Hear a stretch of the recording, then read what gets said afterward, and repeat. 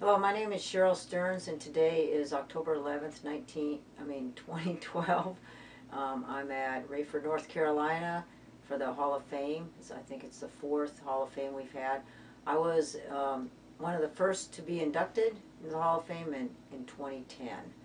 So that's the present where I am, and in the past is my career in skydiving started in 1972, 42 years ago in October. And I was 17 years old, a senior in high school in Scottsdale, Arizona.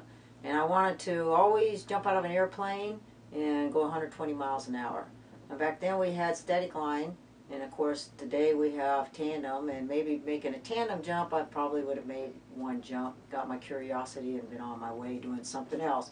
But due to the static line you had to make several jumps to actually get your free fall, and I wanted to be aware, not be sensory overloaded, really know take it all in of really what it felt like to go 120 miles an hour. And by that time, which was like about 20 jumps, I was around the sport for 2 months.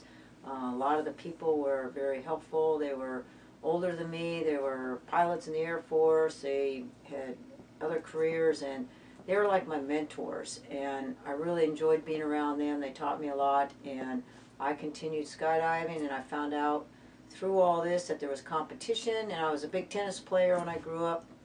I was in high school, got a tennis scholarship to get through a portion of college, and so I was really enticed with the competition. I found out that you can travel all over the world and compete, and I haven't been outside the United States yet at the age of 17. So here was a chance of making my first world meet, which was in 1974, so I went to Oklahoma, Talco, Oklahoma, for my first nationals in '74, and there I placed 6th overall. I did not make the U.S. team, but I had learned a lot, and that team happened to be going to Hungary. So in 1975, I'm now finishing my second year of college, and I found out that there was a place that you could train to be better in skydiving. And it's kind of like if you want to train to mountain climb, if you want to train to mountain climb, you go to the mountains. If you want to be a world champion in skydiving in the style and accuracy, you come to Raeford, North Carolina.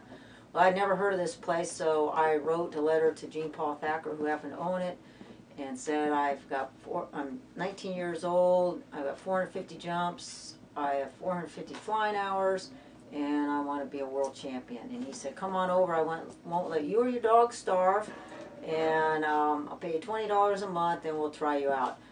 But backing up a little bit, I got into flying 3 months after I started skydiving because I had a fear of riding in the airplane, but I had no fear of jumping out of the plane. So I said, well, let me get myself educated and get rid of the fear of riding up in the plane, and let me go take a $5 introductory ride. So that I did, and my hands on the controls, I realized this is the career and where I wanted to go for my career, and I wanted to be an airline pilot. So at the same time as skydiving and flying, I excelled in both of them. I had the same amount of hours, I had the same amount of jumps. So when I came here, 450 jumps, 450 flying hours. I was a commercial pilot, instrument ticket, instructor, and everything else. So when I worked for Gene, I found out as soon as I arrived here why this place was good is because the Golden Knights jumped here, the Army parachute team. And they had the best of the best. The coaches, Gene Paul Thacker was one of the original Golden Knights, and he was my coach. And so I worked here sunrise to sunset, flying jumpers, teaching people how to fly, and skydiving myself. And I made the U.S. team in '75, and we went on to the world meet in 1976 because we picked the team a year ahead so we could train. And here I came to Raeford to train for 2 months, and I've stayed here 40 years. So, long story short, I found out, as I said, with the Golden Knights being here, I'm living in a hangar for $20 a month, going, hey, these guys are getting paid some money, they get to go home in the evening, I'm living in a hangar, and I go, maybe that's a better lifestyle, maybe I need to get a sponsor. So, and plus I figured I'd be a great ambassador for the Army team. So it took 2 years. Actual tryouts for the Army team is 6 weeks, but I spent 2 years trying out for the team. And we had to convince Washington Department of the Army to accept a woman, and, you know, is this the proper woman that would be a great ambassador for the Army, not just a skydiver, but ambassador, and they all agreed. And so I went through joining the Army, going through basic training, airborne school, my skill, and then was able to get on the team in 1977. So May 1977, I am on the team, and I stayed there for 3 years. And I didn't want to be on the team because I'm a token woman. I wanted to be on the team because I was the best. There was jealousy on the team. 95% of the team members were my brothers, but then you had the 5% that were jealous of me being there, going, "Why is she gets to do the great demos? She now gets to go to all the competitions overseas." Well, I got to go to the competition because I was better than the men. I could not be number 6, number 12 on the team. I had to be number 1. That way, no one could ever question, she gets to go because she's better than the rest of us. So that really pushed me hard to be the best in the world, be the best on the team. And that's where my success was basically survival too. So my success was, I wanted to be the best. I was out there to do my job for the military, and not just a great competitor. I had to be a good person too. I had to be a good sportsman, good team player, a good ambassador, and all of that combined to be a good team member on the Army parachute team. And so then I stayed, and then in 1985 I got off the team. And through this whole course, while I was in the Army, I got my bachelor's degree, I got my master's degree in aviation through Embry Riddle. So I finished up all that while I was still traveled all over the world competing. In my free time, I also taught flying, flew, and did all sorts of things to keep my skill level up for flying, because I knew when I was going to get out of the Army in 85, I was going to go to the airlines. So as soon as I got out, I did make the airlines. I had 4,000 hours of flying. I got with Piedmont Airlines. So now my full-time job's flying airplanes, and my part-time job was, or my hobby now, was jumping out of airplanes. So now currently, so I also stayed in the Army. So I spent 28 years as a reservist, National Guard, and I retired in 2005.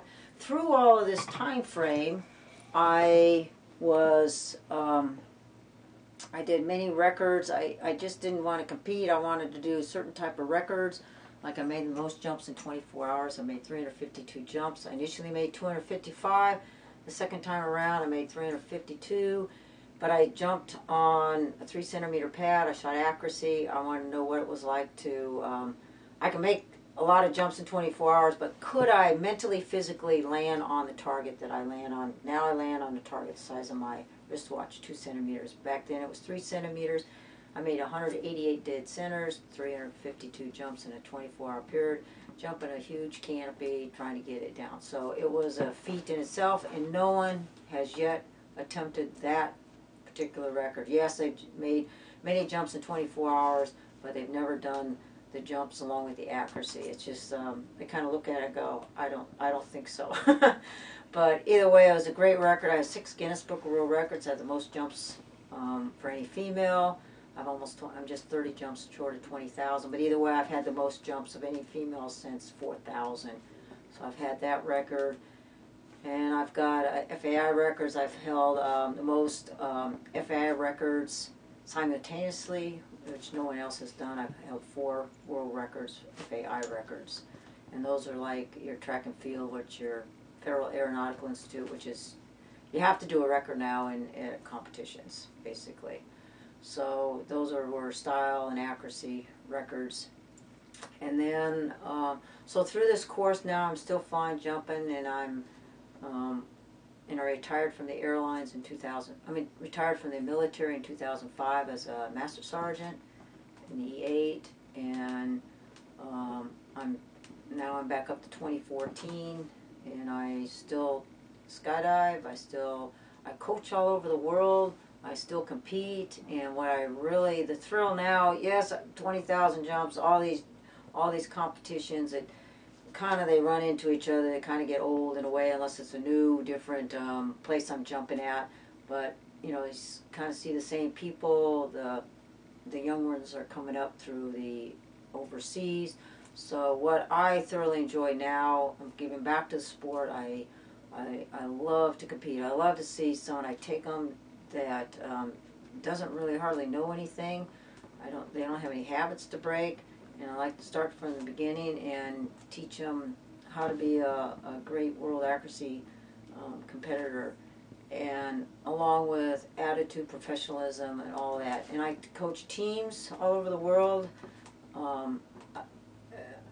you know, on a 2-week time basis. A lot of them have jumps, but a lot of them need a lot of work and get rid of bad habits. So I work with them, and that's where I'm leading down the road here. Yes, I'll still compete, but I'm looking more into the coaching side, which I like to do. I do that part-time with my flying, and I retire in 5 more years. I'll be 65 in 5.5 years, and I'm forced out.